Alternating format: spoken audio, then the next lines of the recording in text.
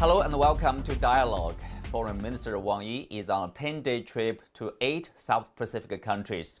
The trip came at a time of intense interest in the region, while the U.S. launching its Indo-Pacific Economic Framework during the recent Quad Summit and Australia electing a new government. What are the expectations for the trip, and how will Pacific Island countries deal with engagement with both China and the West in the region? To explore these questions and more, I'm joined today by Professor Chen Hong from East China Normal University, David Mahon, Executive Chairman of Mahon China Investment Management, and Harvey Dzodin, Senior Fellow of the Center for China and Globalization. That's our topic. I'm Xu Qinduo.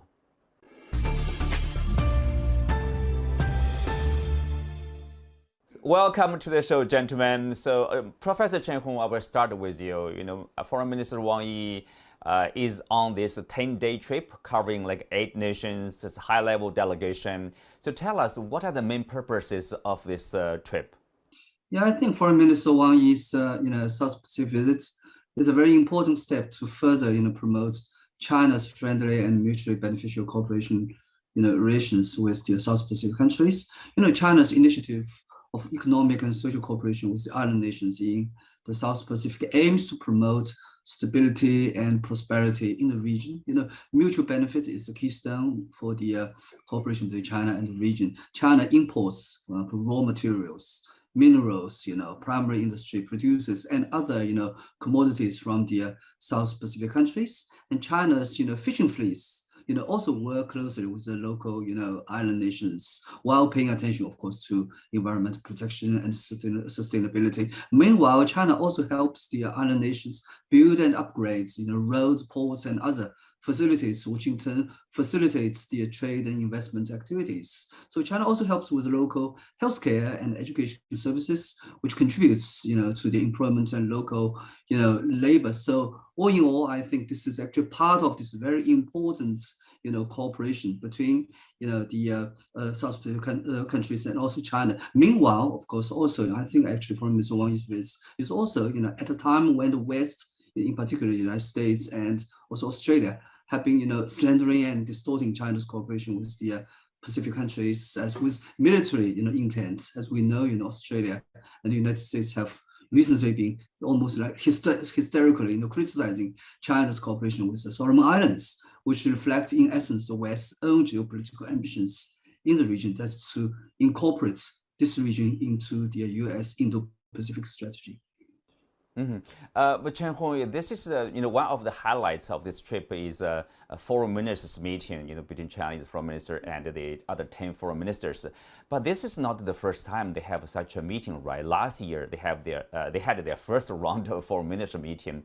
But of course, for this year, it's like all of a sudden all the attention is on the relationship between China and the Pacific Islands nations. Yes, I think actually the first foreign minister meeting last year in October was very important in that actually during the pandemic, China was working with the Pacific Island countries to boost up their capacity to fight with the COVID-19 pandemic, and also, to be cooperating with China in a wide range of areas, for example, like infrastructure, like blue economy, just simply a wide range of areas. But meanwhile, during this time, we see actually a kind of like hectic, slandering and also smear and scare campaign from the West to try to, label China's cooperation with some kind of a malignant, intent.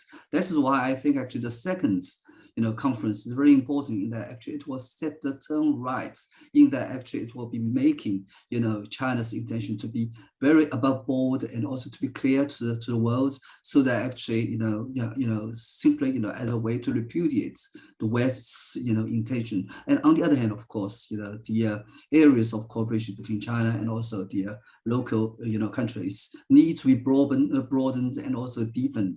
That is actually I think this is very important, both carrying the political and also economic intent in the conference.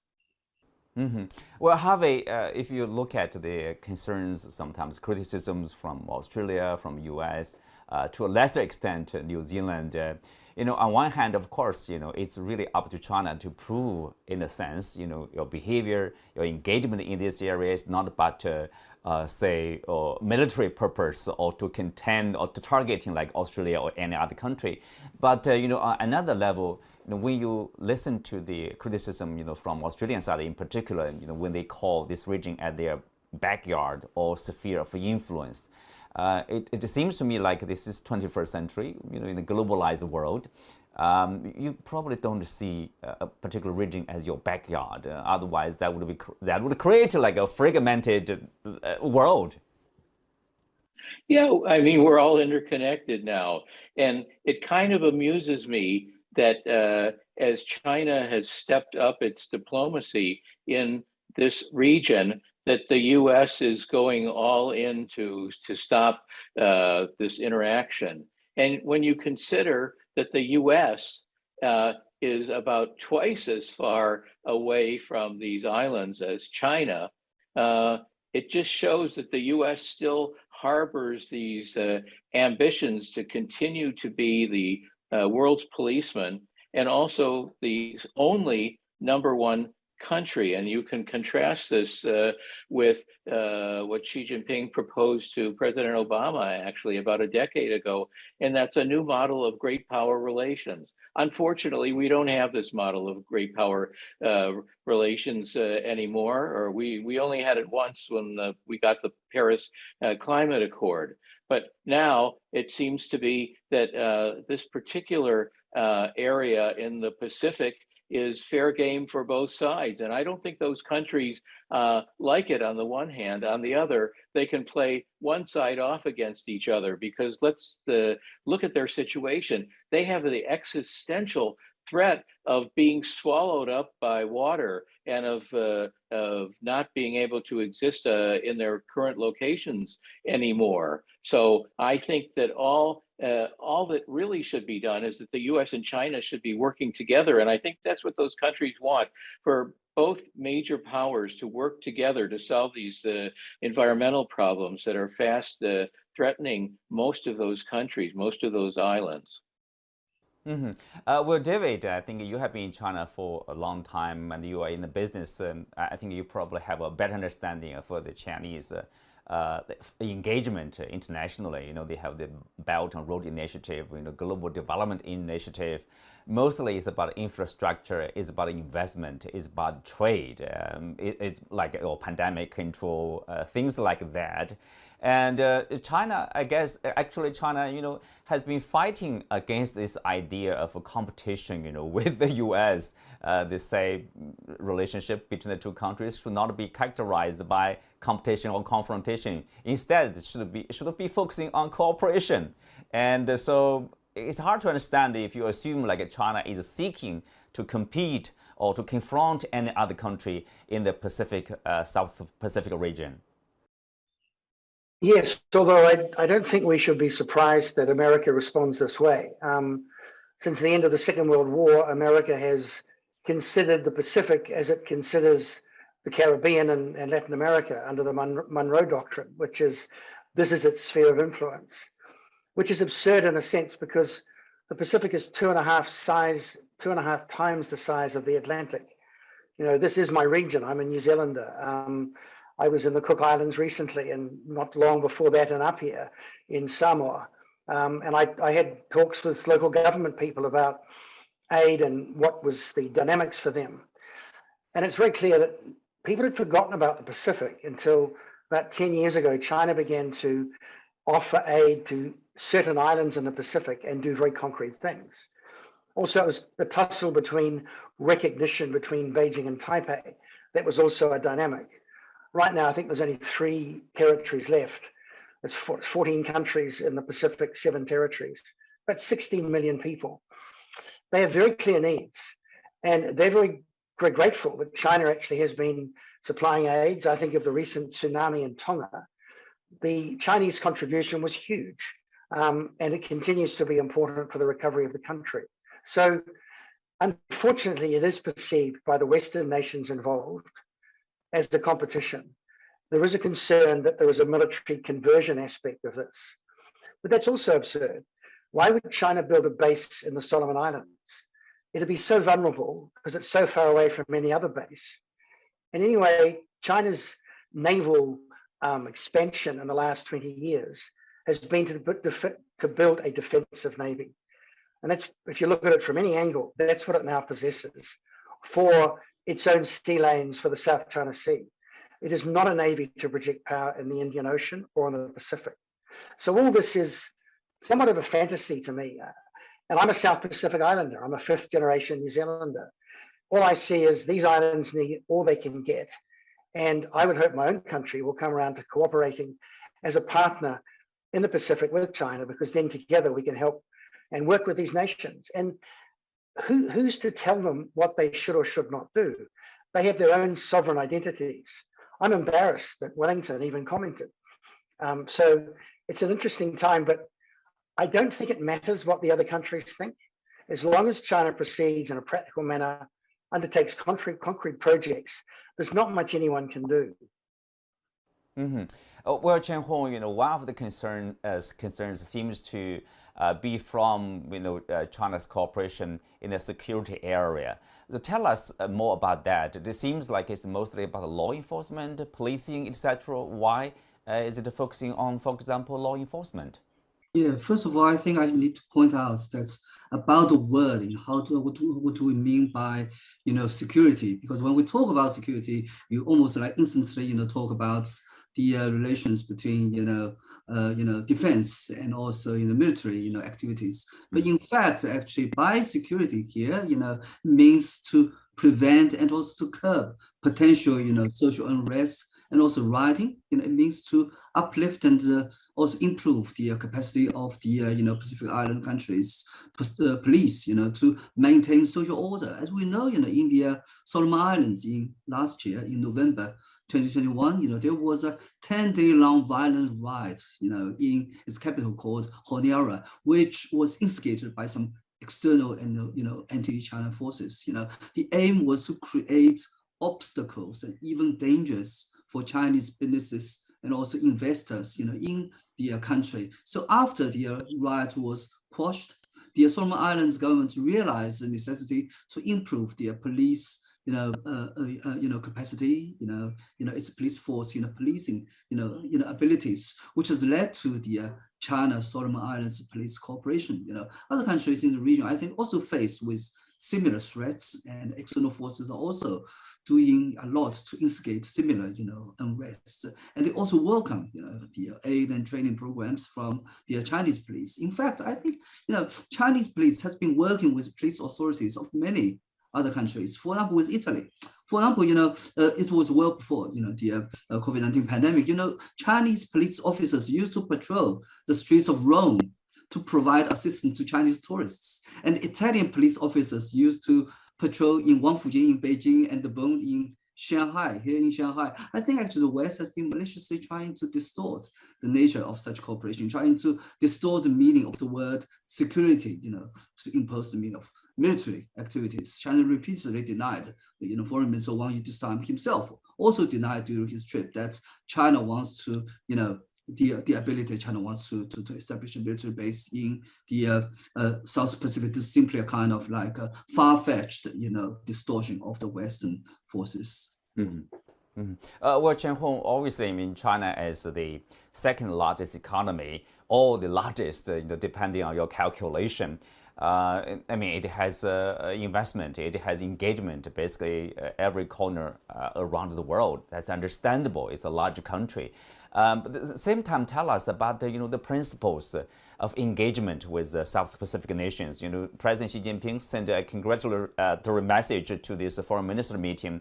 He stressed very much about equality, mutual respect, and also Foreign Minister Wang Yi mentioned about the four principles basically. Besides equality, mutual respect, he talked about win-win cooperation and also openness and inclusiveness. Tell us more about that. Why China is stressing on those principles?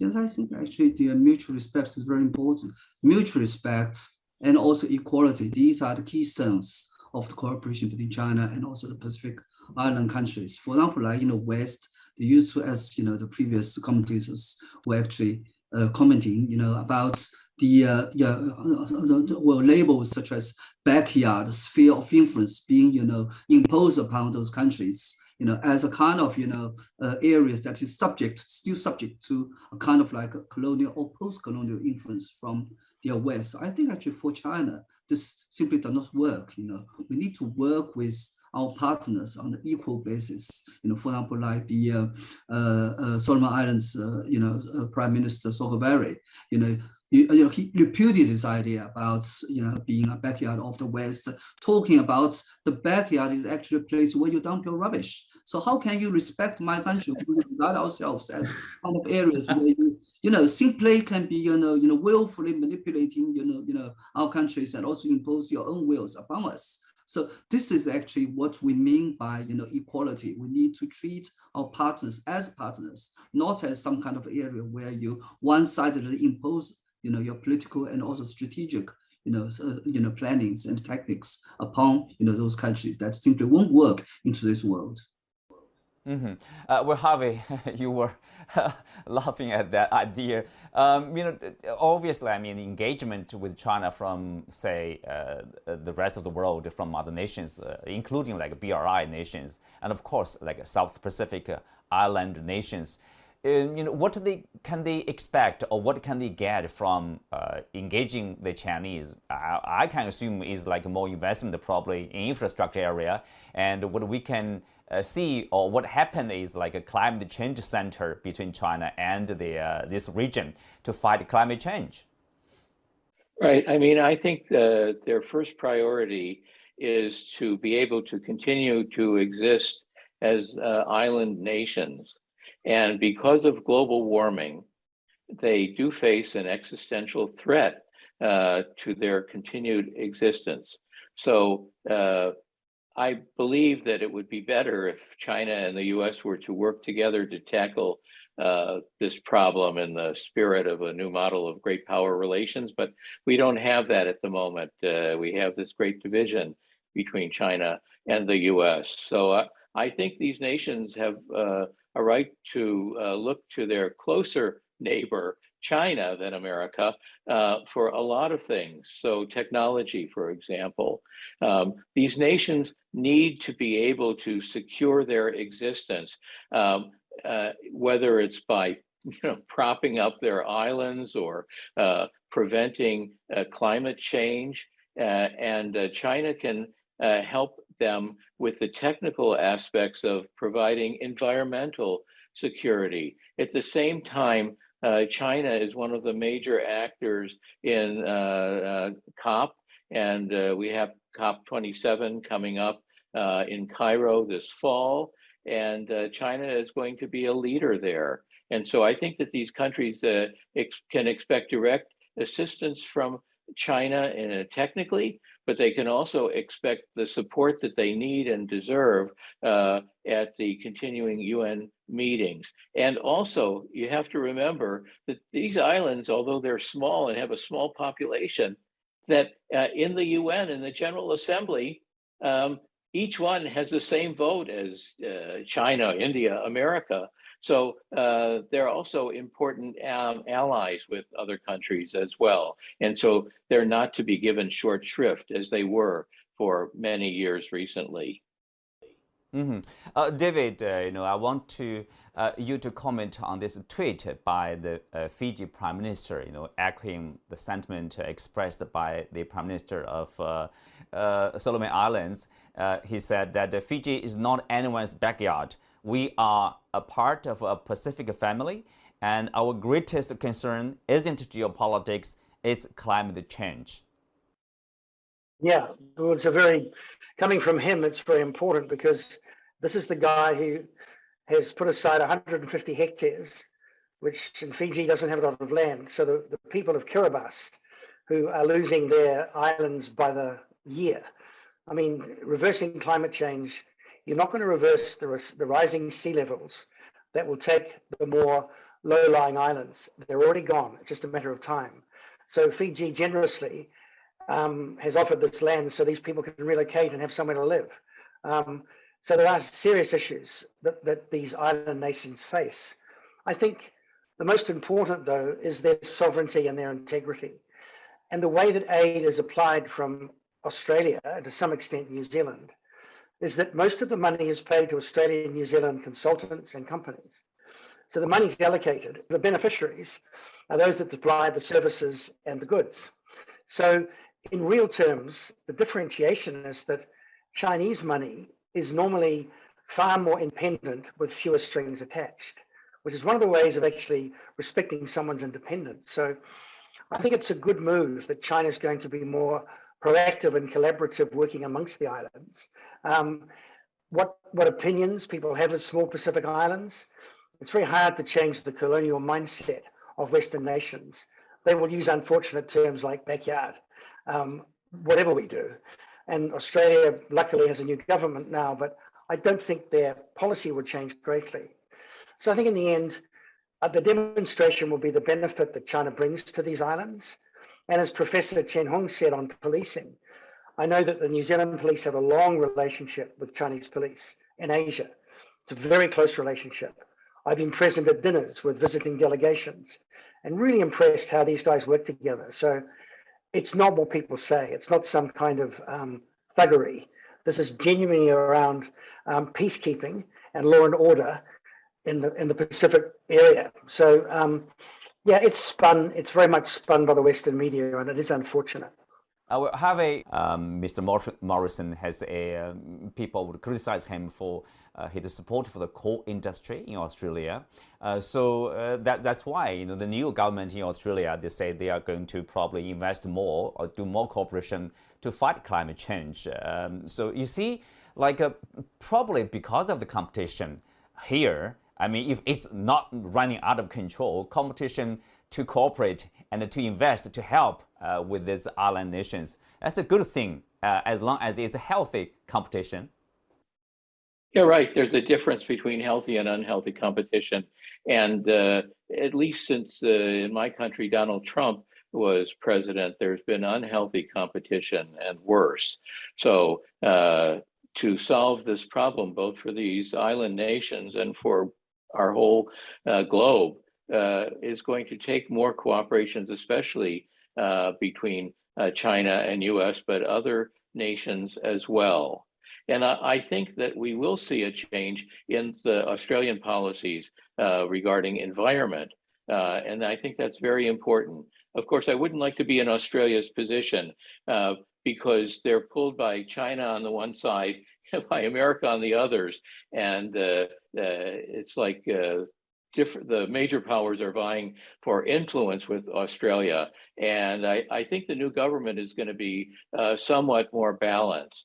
And I agree with what the former Australian Prime Minister, Kevin Rudd, said, and that is the West should stop lecturing China and these islands for that matter, and should come up with their own solutions to solve the problems. So not to make the situation an ideological one, but to turn this into a problem-solving exercise. That's not going to be easy, but it's going to be necessary. So well said. Chen Hong, obviously we have this new administration in Australia. The foreign minister, Wang, was also on a trip to this region to, she talked about Australia remains the prime choice, partner of choice for this region, for these countries. And she also warned about the security pact between China and countries in the region. So tell us more about that. Is there possible that there will be a competition for solutions, for example, to the effects of climate change, which is basically existential threat to countries in the region? Yeah, I think actually by calling this relationship between Australia and the Pacific Island countries as a kind of like a partnership of choice, that means a partnership of exclusive choice. That is to say that in making choices between Australia and other countries, those countries have only to choose Australia as their partner of choice. That is actually very exclusive, very patriarchal. That is based upon a kind of like mindset of the Cold War. That is simply, very geopolitical nuances that is simply not congruent, to today's world.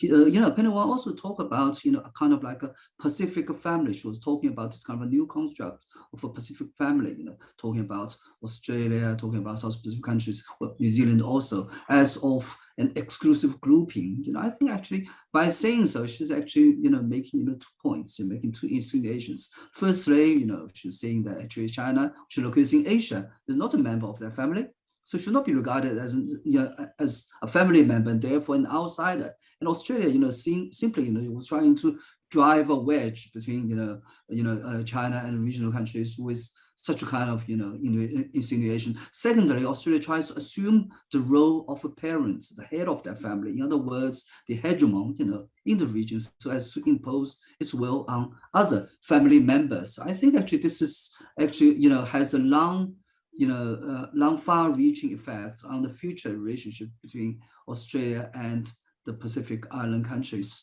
For example, like when we talk about security, because actually simply, those countries, Pacific Island countries, they don't have the security concerns as what Australia and the United States have been hyping up. In fact, as we were discussing, the biggest, security concern comes from climate change. The rising sea levels is a matter of existential, crisis for them. So even, Penny Wang was underlying that actually the new Australian government is determined, to make a difference on climate change. It does not change the fact that Australia has, for a long time, has seen, a cold eye to the issue. So I think actually in the long run, it is possible that actually China actually will see, Australia, making more obstacles and trying to do a lot of, distortional, slandering on China's cooperation with the local countries. But really, I think China is open to cooperation. Well, simply, China does not demand an exclusive partnership between, China and also the Pacific Island countries. Well, have a rule-based international order does not mean there will be no change. I mean, as China continues to expand, its economy, and then its influences will be felt in different parts of the world. That's probably the reality, and we have to acknowledge that. And then if you look at the China-U.S. relationship, one area of cooperation, it's a good thing, optimistic, is the climate change. Not only cooperation between 2 countries, but also on the global stage. Is there a possibility that they might also cooperate in this region, in the area of climate change, for example? Well, I think that if you need a focus on what can go wrong when, that this area is code red, and it's fast becoming an area where a lot of these islands are uninhabitable, or you can see that on the trend line. So yes, I believe that maybe it could be, it should be. But that said, I think the animosity between China and US is so great, and the geopolitical competition so great, is if I were betting on this, I guess I would have to bet against that, even though if you look at it as purely from a matter of fact and need and policy, that both countries should be working together to solve the problems not only of that region, but globally. So I really do worry about the fact that the countries say one thing, America especially says one thing, but does another. So I'm usually an optimist, but I'm not that optimistic this time. Well, with that, we come to the end of today's show. Many thanks to our guests. You can also find us on the CGTN app on YouTube. I'm Xu Qinduo. Thanks for being with us. See you next time.